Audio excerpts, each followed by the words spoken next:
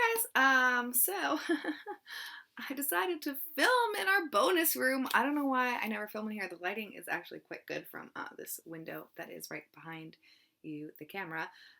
So yeah, let's do this. I am doing my Booktube prize, thoughts on the semifinals. I don't know, the last round that just finished.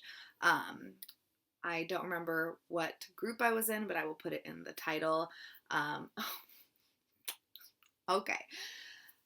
So, I've got six books to talk about, and then obviously I'll rank them when I'm done. So the first one that I read was In the Dream House by Carmen Maria Machado, and oh my god, this book was so good. I'm so pleased. I really, really, really like her style, and I really enjoyed her short story collection, Her Body and Other Parties. I just think that her writing and just her vibe and just everything about her is phenomenal. And reading this was just, it was so good. I feel like something that is really important to me about this book specifically is that I always forget to tell you what books are about. Sorry, it's because I don't really like to know. Anyways, this is a memoir about her experience being in a female-female relationship where she was being abused by her partner. And it's really important because that's not really talked about that much, queer abuse and all of that kind of stuff. And even female on male abuse is not talked about that much, mostly because male on female is the most prevalent type. But anyways, all of them are important to talk about. So I did think that was a really, really interesting aspect of this book. But the thing that I think is the most important and the most universal is that she shows how the relationship evolves. So I feel like there's a lot of tendencies, and because 3 of the books that I read about were about abuse, 2 of them more than the other with regards to this kind of domestic abuse situation, it's constantly, why did she stay? Why doesn't she just leave? And I think that Carmen does a really good job of showing how, not how you get tricked into being with the person, but how the relationship starts off. Because a lot of people think oh, if I'm being abused, I'm going to leave. And it's just obviously, but the person doesn't start off by punching you in the face. They start off by being really charismatic, by being really attentive and da-da-da-da-da. And so I think she does a really good job of showing how she gets involved with this person, how their relationship evolves once they're together. And it's just, I think it's done so well. It's done kind of how, oh my gosh.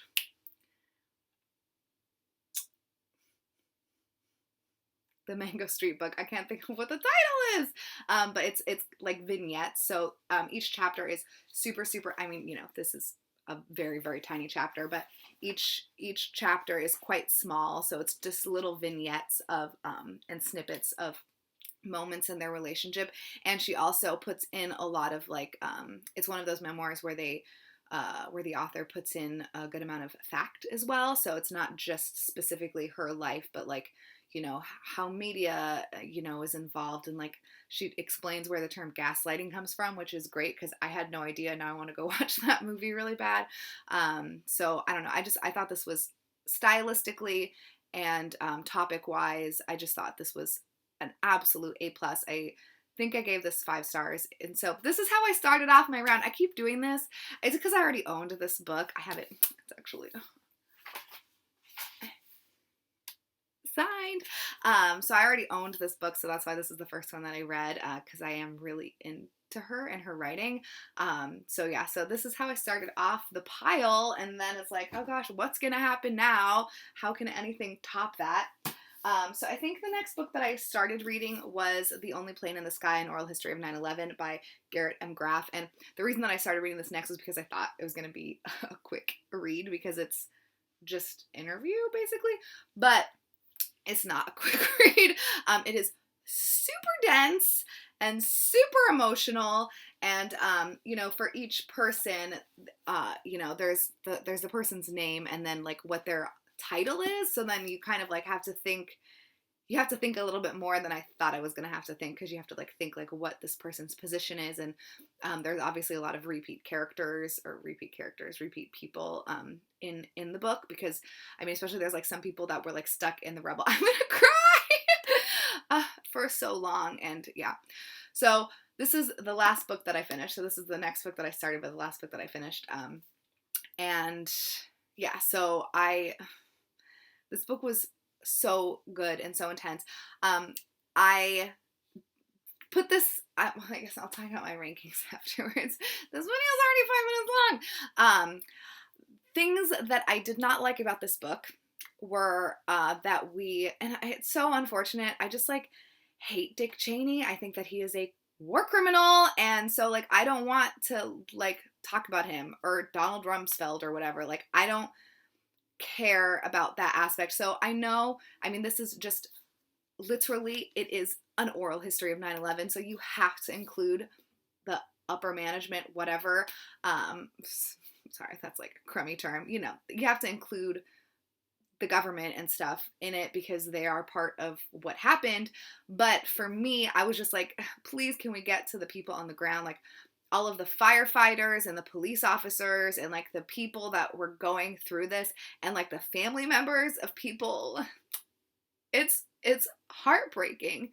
This book was so special. Like I'm really impressed with it as a thing. I think this is going to be like an important piece to have in the future, especially as we get further and further removed.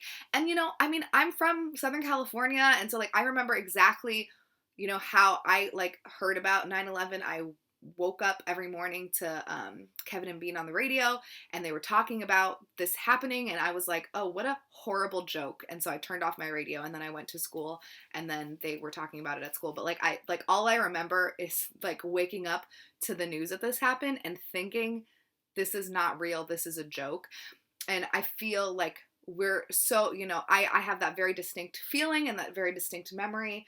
I was a freshman in high school. Like it was like the start of my high school career with 9/11, and I just feel like we're so removed. Like we don't understand or know what people in, I mean, obviously people in Arlington suffered a lot too, and Shanksville as well, but I feel like what happened with the Twin Towers specifically was just colossal, you know, like colossal. And they do talk a lot about about the Pentagon and the last plane, 93, that the people on board were able to, like, you know, get the plane back from the terrorists and crash it. And yeah, so they talk about that, which I think is really important, because I do feel like, you know, it's all like we do focus so much culturally on what happened with the Twin Towers specifically, but it's because it was just like so like nothing that anyone has ever seen.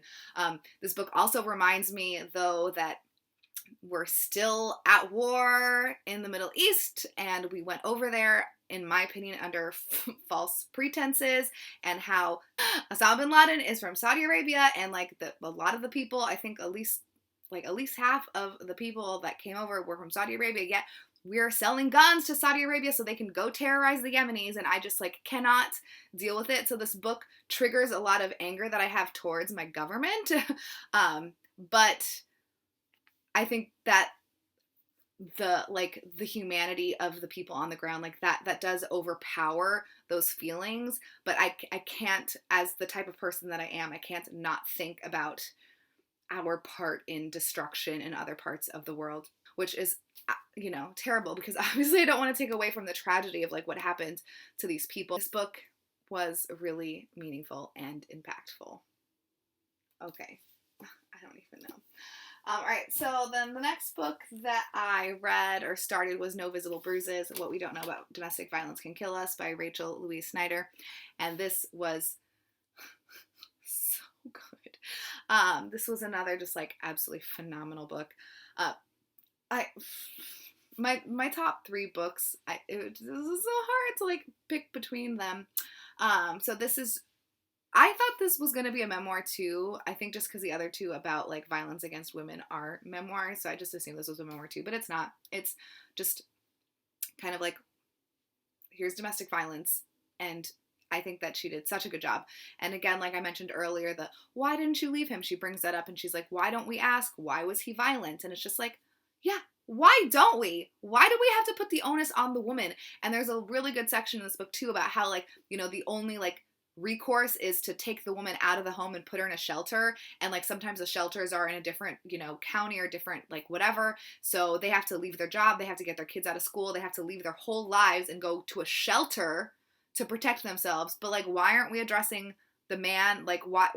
So basically we're re-victimizing the woman. She's being victimized by her partner, and then we remove her from everything that she knows, and then, you know, isolate her and make her lose her job so that now she like has less options. It's just fucking infuriating. Excuse my language. I do not like to curse, but this book made me yell a lot. This book is so good. I really think that this should be required reading in high school because it's just almost every single, I mean, I don't know.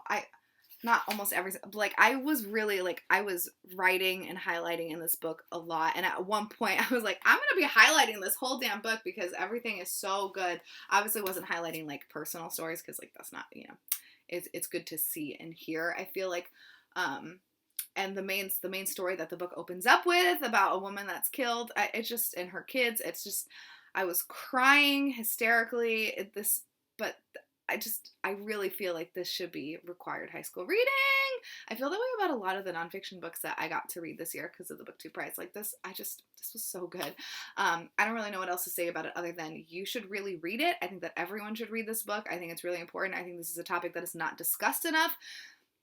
And again, I feel like there's a lot of victim shaming. I'm not going to say blaming because I feel like a regular person isn't going to blame a woman for being abused, but there's a lot of shaming women into like, why are you staying? Why are you putting up with it? Like, why don't you leave? Why don't you do this? Why don't you do that? And it's just like, why do we do that as a society? Why can't we, like, you know, shame the man for being a complete piece of garbage? I shouldn't say that, not complete piece of garbage, because I don't know these men, but, you know, like, you know what I'm trying to say, okay? They don't have a lot of positive qualities, and it is really interesting, too, because she goes into, like, these different programs for men that have abused women, and, like, how there's not a lot of programs for the men, and I do agree I think that is something that should change, because, like, you need to fix the problem, which is the man, and so, like, the only way you can do that is by, like, working on him, but it's really hard to get people on board to, like, help men that are abusing women. So it's really interesting, and like the gendered aspects of it I think is really interesting too. And there's so much good stuff in this book. This book is juicy. It's so good. Please read it. It's so good. I think the next one that I read was this, Maybe You Should Talk to Someone by Lori Gottlieb. This was fine. I just feel like those other books that I had been reading, like, I mean, at this point, I guess I had technically only finished 2 because I finished the 9/11 book later, but, it's just, this was fine. It's just like, I just don't care, you know, like, I don't know. Why do I care what you have to, not why do I care what you have to say, but it's just like, I just don't care. I don't really know what to say. It was fine. I'm not keeping this book. It was fine. I would read short pieces that Lori Gottlieb puts out in the future. So, like, if I see her name in the New Yorker or the Atlantic or Harper's, I would 100% read it because I do think that she's got really good ideas and she's a really interesting person. But I couldn't get on board with the style of this book. She talks a lot about how she used to write for television, and I can feel it in the chapters because each chapter feels like an episode of television. I'm just going to give you guys, not like an example, but I'm going to read the last sentence of different chapters, and I think that this will help you understand. I'm about to become Wendell's newest patient. Voila, I had my presenting problem. Except that I'm not. Let me see. But something feels very different this time. Sometimes the only thing to do is yell, and then there's an expletive. I know I cursed earlier, but where's more? So I don't know if you can tell what I'm getting at, but it's just like, let's give it one more week, I think. I'm not ready to call it just yet. The other was my decision to become a therapist. I'm pregnant, it says. It's just like the end of every single chapter is like a cliffhanger, but then the next chapter starts off in a completely different place, which is how television works. So, you know, you watch a show, it just each chapter felt like that. Like, I'm starting off from scratch. I'm giving you like the background kind of, there's a little bit of a problem. Things happen, there's a climax, and then it gets resolved. But then like, oh wait, but this. And then it goes to the next chapter, and then it starts off in a completely different place because she has multiple patients that she's talking about. She's also talking about herself seeing a therapist. So like there's a lot of different balls that she's juggling in this, and she's talking about her so she's talking about her background, how she got to be where she is. She's talking with her therapist. She's got, I think there's 3 or 4 patients that she's seeing quite regularly throughout this book. So she has a lot of jumping around that she's able to do, and because of the structure of these chapters, it just like honestly grated on me. It was very, very irritating. Again, the content of this book is just fine.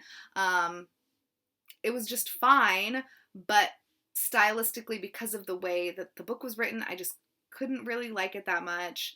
And then it was also really irritating because I have a degree in psychology, and I know this is like really stupid, but she like would mention like the different, like, you know, the different personality disorders, the different stages of grief, the different, you know, coping mechanisms, and then explain them. And that really annoyed me because I knew what all of these things were, and I felt, I must have like a really strong ego or like a really strong sense of like who I think I am as a person, because anytime I read a book where I feel like the author is holding my hand and trying to help me so much, I just like get irate. And I feel really bad because this book is obviously meant for the general public, but like everyone knows what the 5 stages of grief are, right? I think. I don't know, but then, you know, maybe I'm, you know, what's the word? Maybe I'm like, not, oh gosh, I can't think of it, but not discounting. Maybe I'm assuming too much, and it's just like, and not taking for granted, I guess, my knowledge. I don't know. Maybe not everyone does know the 5 stages of grief. I don't know. And so then I feel like a jerk for judging her for doing this, and then like I don't know. So whatever. Basically, this book was not for me. It was fine. It wasn't bad. I just hate that I had to buy a hardcover of it. I know I didn't have to buy a hardcover of it, but I can't do audio, and I'm not going to the library right now. I refuse because of this coronavirus crap. So anyways, the next book that I tried to read was A Woman of No Importance by Sonia Purnell, and this was my DNF of the batch. Yeah, the writing in this was horrible. So, you know, this one, it just annoyed me a little bit. And again, not so much, like, again, I would 100% read short things by this author. I would not read another book by her probably. But this just was so boring. I got to page 104, which is so disappointing, because that's like, you know, it's not nothing. That's a good amount of pages. But it was just so boring. How could it possibly be boring? It's about a woman spy who she's an amputee. She's only got one leg.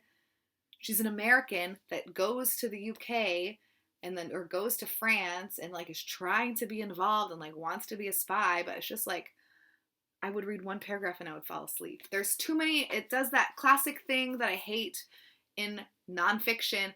This is a historical account of a woman's life, okay? So that means that this author did research on, I'm going to assume, this lady, okay? So she knows everything that happened to her, and that's why she's writing a book about her, okay? So then do I need you to say things like, let's see. Obviously I should have freaking tabbed something, but it was like, you know, oh, and then da-da-da-da-da, and like, who knows, you know. I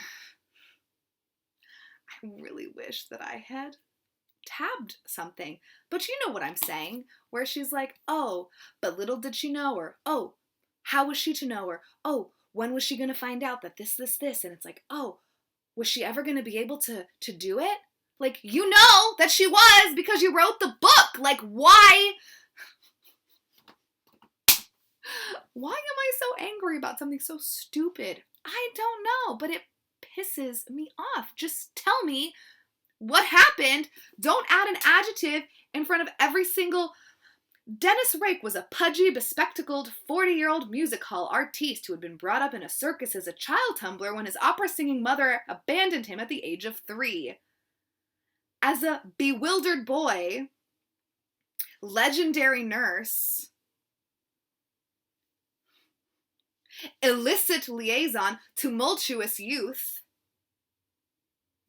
eccentric SOE appointments, old-fashioned grocer, rootless upbringing, and I'm just in this little section of the book, and I said all of those things from that little section. Does every freaking word have to have an adjective in front of it, or an adverb? I wasn't paying attention I think they were all nouns. No, not every single one does. Please, I cannot deal with this. I was getting close to the end, and I was like, if I force myself to read this book, I'm not going to be able to finish reading other books that I'm actually more interested in. So I DNF'd that, and I would like to burn it, but I'm not going to. I'm going to put it in a giveaway, whatever. And so then I think the last book that I read must have been Know My Name by Chanel Miller.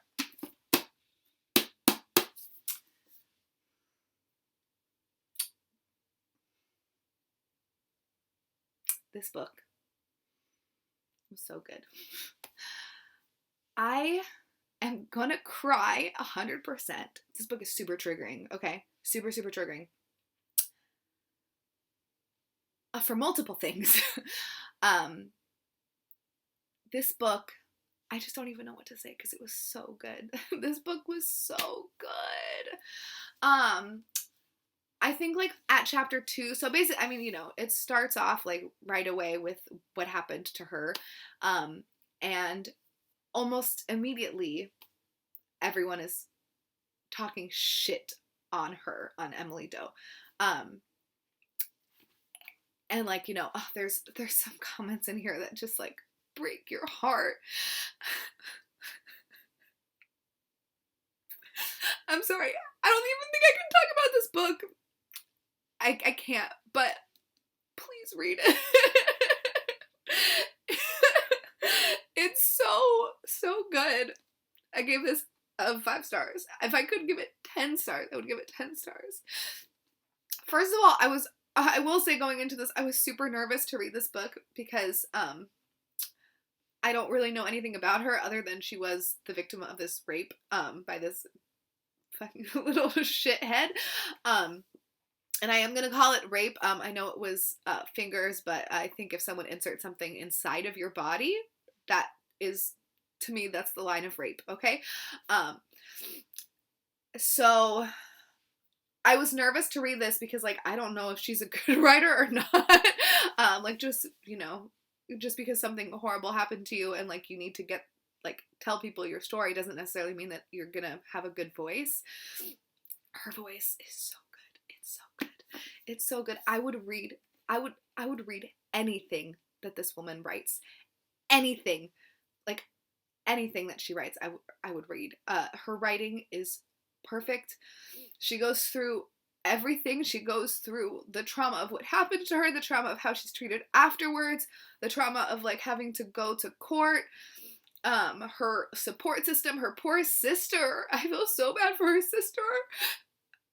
I'm sorry. I can't talk about this book anymore. Read it. Okay. So, okay, so, sorry. That book was just so good. I guess I'm laughing and crying at the same time, in case you were wondering. So, ranking was really difficult for me this time. I had a clear number 6, which was this DNF, and I'll say a clear 4 through 5, but 1 through 3 was difficult. So this I ranked number 6 because I couldn't even finish it. This I ranked number 5 because I just didn't really care for it that much. Technically I didn't finish this before the end, but I could tell that it was going to be number 4. This book is incredible, but it's not like particularly... I don't know what the right word is. It's a really, really good thing, like an encyclopedia. It's like an encyclopedia of 9/11 and like people's reactions to 9/11, but I don't think that reading this is gonna change or shape the future, if that makes any sense. Like, this is just a really good thing to read, but it's not like, I feel like these other 3 books are just so much more important. So then I had The Struggle. So I think I have a 5-star, a 5-star, and a 4.5-star read. That's what I ranked these, or what I, and when I started, I just thought and assumed this was going to be number 1 because I enjoyed it so much. So, you go through, like, stylistically, I mean, I'll be honest, the second that I finished this, I knew this was going to be my number 1 pick because it was just perfect. And I will say, it is not a hopeless book. Like, there is hope in this book, and so I don't want you to go into this book thinking that you're only going to be sad and mad. Those are the prevailing emotions when reading this book, but there's also lots of other feelings, and like, it's not depressing. Like, you don't end the book feeling down and depressed. You feel a little bit lighter, and it is kind of therapeutic to read it because you feel like, like, you go through all of these emotions, and it feels like, I don't know. I know some people don't like to read books that trigger them or make them sad. I think that's not me. I like to read books that trigger me and make me sad because I feel like it feels good to feel things, So I knew that this was going to be number 1 because so good. So then I was stuck between a book that stylistically and, like, was really impactful, or a book that was very factual and, like, filled with a lot of, not that this isn't factual, but you know what I mean. It's so hard to put a memoir versus a typical nonfiction book against each other. I ended up giving No Visible Bruises the second place spot, even though I did enjoy this book more. And so I put this at number 3, just because I do think that this, like, I can see people not getting on with this just because it is, like, a very particular type of style that she writes with or in. But in this book, I think is, like, again, like, more of a required reading kind of situation. So anyways, I guess that was it. That wasn't that difficult.